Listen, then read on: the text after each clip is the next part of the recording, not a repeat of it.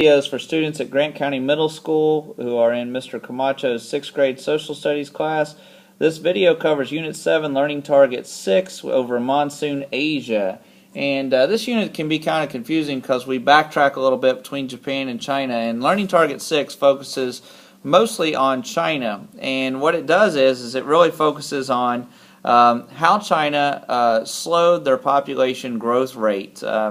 In our last unit of study on Europe, we talked about the different growth rates, and China wanted to slow theirs down because their doubling time was about 40 years, and when they were doubling, and they already had a huge population to start with, they realized they had to do something to slow down their growth rate, and so that was the main goal of the creation of their one-child policy. And so this is what is the major focus of this learning target, is their one-child policy, and the fact that they were wanting to slow down their rate of natural increase, and they wanted to achieve zero population growth. That's what they wanted to achieve, zero population growth.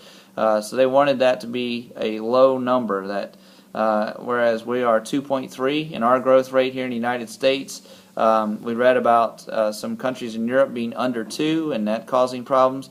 China actually wanted to get to 0, and the reasons why are due to the failures of what's called the Great Leap Forward and the Cultural Revolution, which were two unsuccessfao policies from Mao Zedong. Because of those policies is what set up such a high growth rate in China. Mao believed that if China's people were its best asset, and the more people they had, the more powerful of a country and more influence they would have. And so they had a high birth rate because of that, of the Great Leap Forward. And so he believed in large families. So they had to make an adjustment after his death, and part of that adjustment was the one-child policy. When you're doing this particular learning target, you're going to be required to do a reading passage.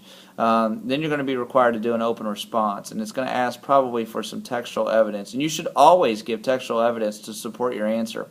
What is textual evidence? Textual evidence is where you make your statement using your own words, where you're either summarizing what you've read or you're analyzing what you've read, and then you're going to use the text to reinforce and back up what you've read. So make sure that you're able to do that. Don't just make your statement and not back it up with something that's already in writing. These kind of questions to me are easier because the answer is right in front of you. All you have to do is go and find it. It's not something you have to recall. So this video is just a reminder for you on how to approach those open response type of questions. The second part of that is it's going to ask you for incentives, which are rewards. These are reasons why people do things. For example, you want to do well on this assessment, so your incentive would be to get a good grade, or maybe the teacher is offering you some sort of reward like a candy bar or a cupcake, or maybe you get to choose wherever you sit in class. That would be an incentive, whenever that gives you reason to do something. And then a punishment is something that would be a result of what happens when you don't do it. And so think about those things. What happens in China's one-child policy? What we talked about some of these things. What are some good things that happen when you follow it? And then what are some bad things happen when you don't follow it? So if you can be prepared for that type of a question, you should do very well. Good luck.